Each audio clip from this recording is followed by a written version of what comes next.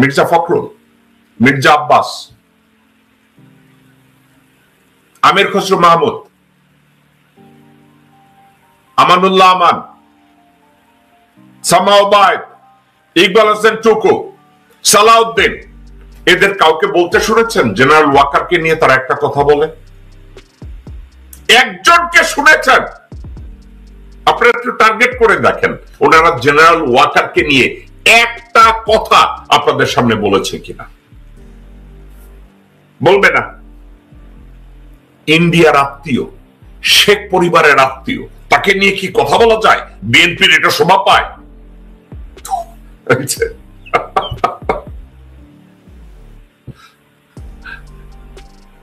রাজ্জাক চাচার পোলা আব্বাস শাহ কইছে না, কুকুরের কাজ কুকুরে করেছে। এখন এই বলে কি ওটারে কি বলে, জেনারেল ওয়াকার আয়না ঘরে লোকজন নিয়ে পিটাইছে, আয়না ঘর বানাই লোকজন রে পঙ্গু বানায় দিছে, জেনারেল আজমিরে তার জীবনটারে শেষ করে দিছে, কত লোকরে মাইরা ফেলাইছে। এখন ওনার সম্পর্কে কি কথা বলা যায়? ওই কামড় তো ওনার পায়ে লাগে নাই, কারণ ওনারে তো আব্বাসের তো চারপাশে। আমি এই দিকে যাইতে চাই না। আবার কেউ কেউ বলে ফেলেছে ওনার আব্বা নাকি মতিঝিল হাই স্কুলের ডক্টরি কি ছিল, আবার হঠাৎ এমপি হওয়ার 4 বছরের ভিতরে ব্যাংকের মালিক হয়ে গেছে কেমনে। উনি যখন এই সুল্লক দেয়, এদের কাউকে দেখবেন না জেনারেল ওয়াকারের নিয়ে কথা বলে। কারণ কি জানেন? তার কাছে তার বস্তুটা খুব মোটা, ওখানে বিএনপি আর দিতে চায় না। তাইলে ওনারা যদি ঠ্যাঙ্গাইয়া ঢাকা ব্যাংকের মালিকানা অন্যদিকে নিয়ে যায়, তারা সবাই ডক্টর মোহাম্মদ ইউনূসের এই ভদ্রলোককে পাইছে। ইউনূসের সম্পর্কে একটু গালি দিতে পারে, কুকুরুতু দিতে পারে, ঘেউ দিতে পারে, কিন্তু জেনারেল ওয়াকার সম্পর্কে কেউ কিছু বলতে পারে না। একটা বারের জন্য কোন লোককে বলতে শুনি নাই। বাংলাদেশের মীর জাফর যে বিডিআর পিলখানা হত্যা থেকে শুরু করে আজ অবধি প্রত্যেকটা মুহূর্তে মিথ্যা কথা বলে, ধর্ম নিয়ে ভণ্ডামি করে, নামাজের ইমামতি করে, কুত্তার বাচ্চার দেশে গিয়ে তা ক্যান্টনমেন্টে ঢুকে আর্মির ভিতরে ডিভিশন তৈরি করে। কেউ তাকে নিয়ে কথা বলে না। একজন রাজনীতিবিদকে দেখি না। তাদের টার্গেট কে? ডক্টর মোহাম্মদ ইউনূস। ডক্টর মোহাম্মদ, আপনারা কি কখনো শুনেছেন মির্জা ফখরুল একবার বলেছে? একবার মির্জা ফখরুল বলেছে আমি ভারতের প্রতি নিন্দা জানাই, আমার দেশের লোকজনকে গুম করেছে? একবার মির্জা ফখরুলের মুখে শুনেছেন মির্জা ফখরুল বলেছে যে গুম করেছে? শুনেন নাই। মির্জা ফখরুল সালাউদ্দিনের পাশে দাঁড়ায় দাঁড়ায় বক্তৃতা দেয়, কিন্তু একবারও বলতে শুনেছেন সালাউদ্দিন বলছে আমার গুম করে নিয়ে গেছে ইন্ডিয়া? একবারও বলছে? আমি শুনি নাই। সালাউদ্দিন বলতেছে না, কারণ আসলে তো তাকে গুম করে নিয়ে 7 বছরের ট্রেনিং করায় দিচ্ছে। যে ট্রেনিং এর জন্য সে যোগ্যতা অর্জন করছে এখন বিএনপির পরবর্তী মহাসচিব হওয়ার। দর্শকবৃন্দ, কথাটা ভুলে যান না, আমি যোগ করছি না। আপনারা মির্জা ফখরুল ইসলাম আলমগীরকে কখনো শুনেছেন যে আল্লামা দেলোয়ার হোসেন সাইদির সাক্ষী তাকে ভারতে কিডন্যাপ করে নিয়ে গেছে? ভারতে বাংলাদেশ থেকে কিডন্যাপ করে সব ভারতে পাওয়া যায়। ভারত যত জুলুম করেছে, বাংলাদেশের থেকে যত সম্পদ স্বাধীনতার সময় চুরি করেছে, ডাকাতি করেছে, রাজধানী করেছে, বাংলাদেশের বুদ্ধিজীবীদেরকে হত্যা করেছে, বাংলাদেশে হত্যা চালিয়েছে, 57 জন অফিসারকে খুন করেছে। একবার শুনেছেন মির্জা ফখরুল এটার উপরে কোনো কথা বলেছে? আমি শুনি নাই। মির্জা ফখরুল এগুলো নিয়ে কথা বলবে না, কিন্তু মির্জা ফখরুল কয়েকদিন আগে কি নিয়ে কথা বলছে একটু শুনতে চান? শুনেন। পাকিস্তান সেনাবাহিনী সেই হত্যাযজ্ঞ করেছিল, তার জন্য আজ পর্যন্ত কিন্তু ক্ষমা চায় নাই। গণহত্যা করেছিল, লক্ষ লক্ষ মানুষকে হত্যা করেছিল, তার জন্য পাকিস্তান এখন পর্যন্ত কিন্তু বাংলাদেশের কাছে ক্ষমা প্রার্থনা করে নাই। বন্ধুগণের কথাগুলো কেন বলছি? কারণ এখন পরিবেশ তৈরি হয়েছে, কিছু কিছু মানুষ, কিছু কিছু দল, কিছু কিছু গোষ্ঠী একটা বোঝানোর চেষ্টা করছেন যে ৭১ কোনো ঘটনাই ছিল না। মির্জা ফখরুল ইসলামের বাবা ১৯৭১-এর রাজাকার, সেই ঠাকুরগাঁ জেলার শান্তি কমিটির নেতা ছিলেন এই মির্জা ফখরুল ইসলামের বাবা মির্জা রুহুল আমিন।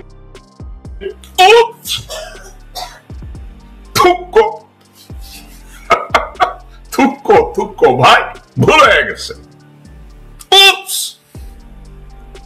মির্জা ফখরুলের আব্বা কে আছিল, আমি এটা নিয়ে আজকে আমি ওই ক্যানটা আমি খুলতে চাই না রে ভাই, আপনি হঠাৎ করে বলে ফেলছেন। মির্জা ফখরুল আজকে আপনাদেরকে বলছে যে পাকিস্তান আজও ক্ষমা চায় না। আচ্ছা, মির্জা ফখরুল কি একবারও কখন আপনারা বলতে শুনেছেন ওয়াকফ আইন নিয়ে মির্জা ফখরুল বলছে, এটা নিয়ে কোনো কথা বলছে?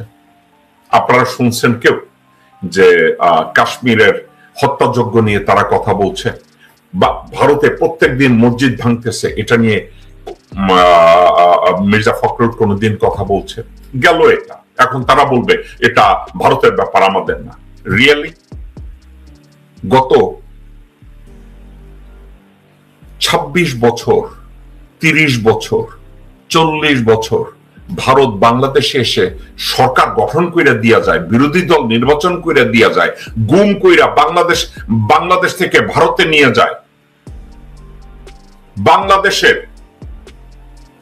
পররাষ্ট্রমন্ত্রী, প্রধানমন্ত্রী কোথায় কি হবে এগুলো বলে দেয়, বাংলাদেশের বুকে তাদের মিলিটারি সরঞ্জামাদি যায়।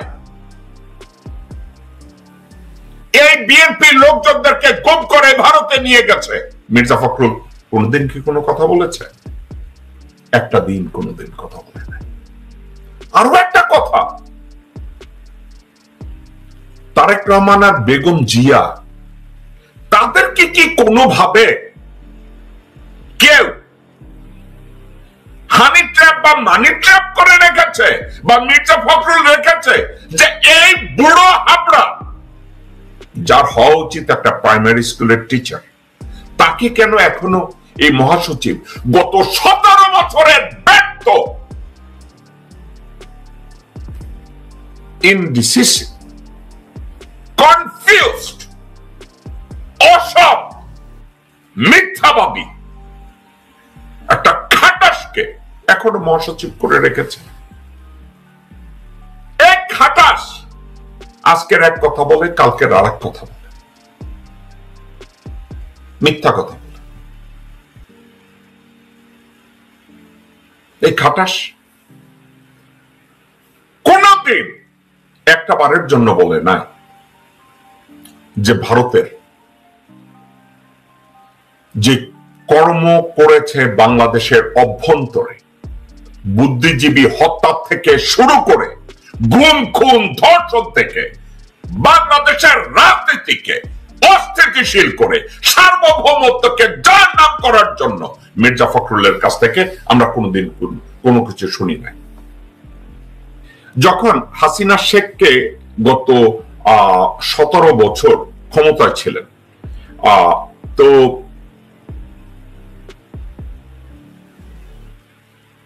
১৭ বছর ক্ষমতায় থাকাকালীন বিএনপির যেসব কথাবার্তাগুলো ছিল, বিএনপির যে অ্যাপ্রোচ ছিল, আপনাদের মনে আছে ১৪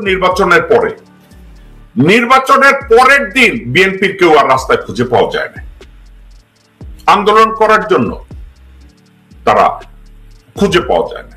আচ্ছা, তারপরে 18 নির্বাচনের পরে তাদেরকে আর খুঁজে পাওয়া যায় না, বলছে যে নির্বাচন তো হয়ে গেছে, তাদের এখন 4 বছর বা 5 বছর ক্ষমতায় থাকবে।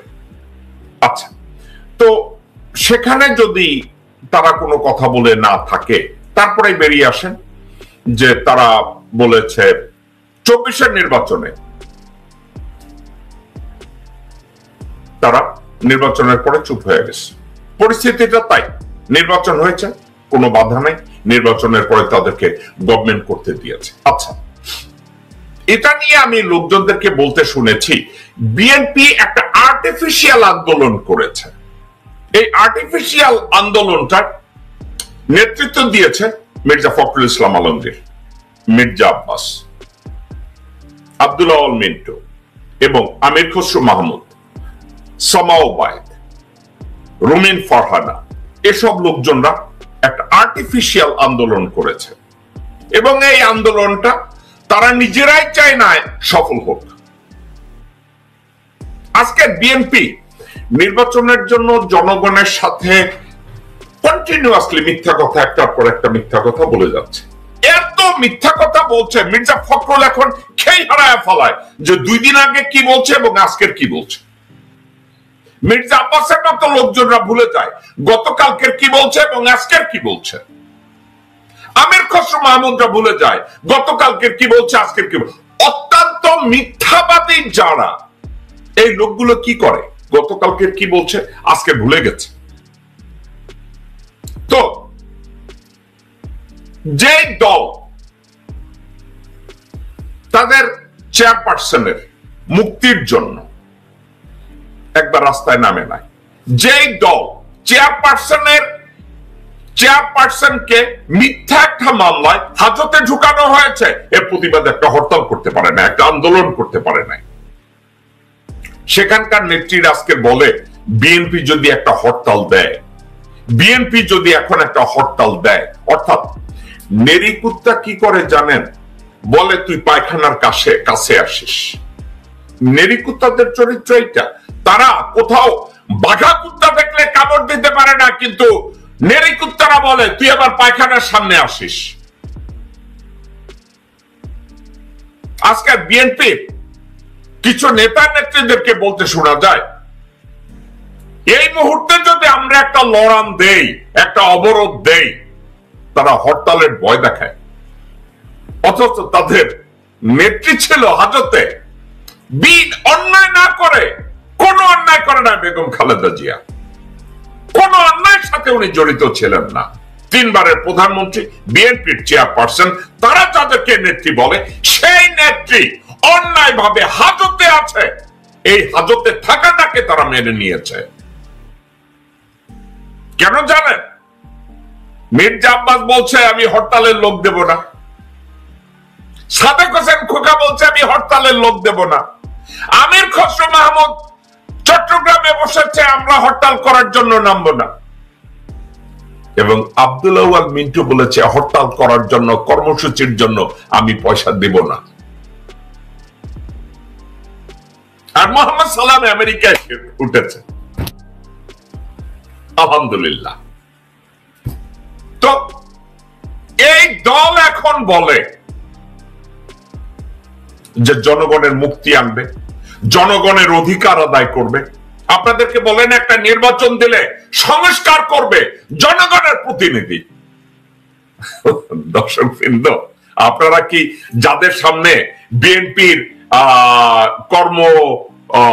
বিএনপির কর্মী, বিএনপির নেতা, বিএনপির সমর্থক, আপনারা কি একবার আপনাদের নেতাদের জিজ্ঞাসা করেছেন যে জনপ্রতিনিধিরা সংস্কার করবে, তাই না?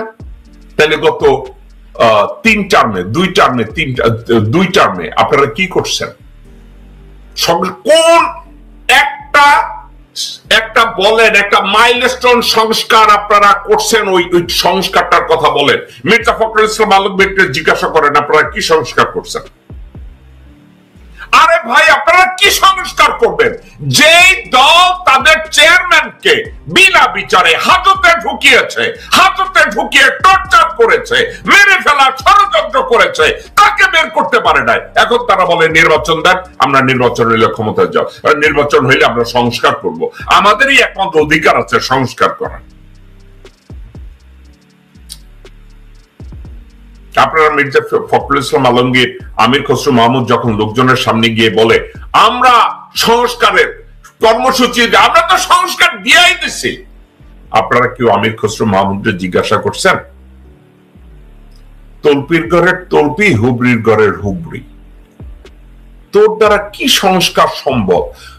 বেগম জিয়া হাজতে পচে মরেছে বছরের পর বছর, এর প্রতিবাদে কি করতে পেরেছিস?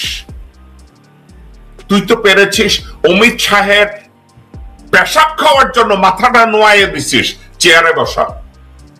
এর বাইরে কি তুই কিছু করেছিস? মির্জা ফখরুল বলে সংস্কার তো আমরা করব। আমরা সংস্কার তো দিয়ে দিছি 31 দফা। তোর এই আজকের আমি চিন্তা করেছি আপনাদের সামনে এই আজকের গালিগালাজ করব না। সংস্কার কর্মসূচি দিয়েই দিছে। আমরা তো সংস্কার কর্মসূচি 31 দফার মধ্যে দিয়ে দিছি।